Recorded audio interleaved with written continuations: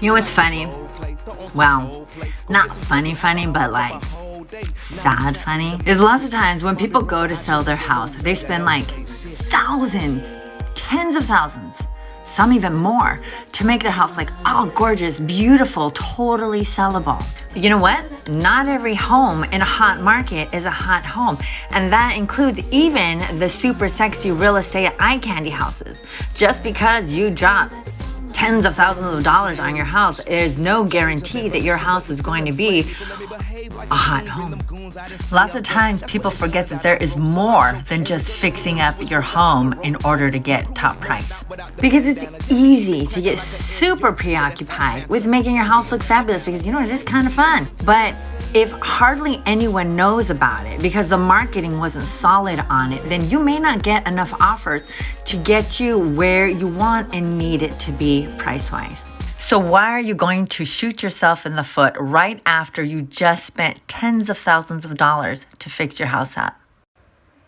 If you're going to spend that much money to fix your house up, then you should take it over the finish line and hire someone like me who does digital marketing, someone that's going to expose your home to tens of thousands of people.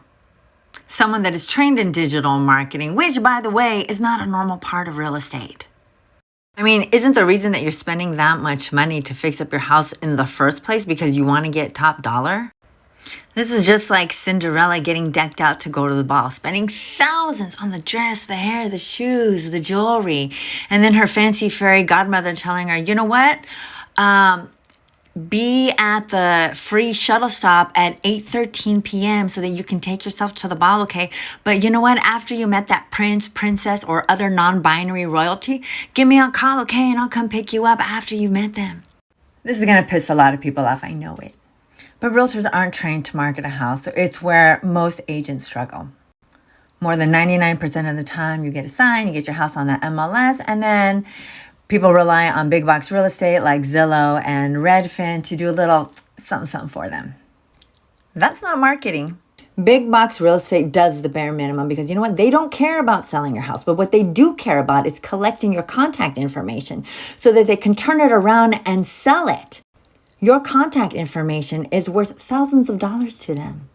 You look amazing, but don't miss the shuttle, okay? And call me after you hook up with the royalty.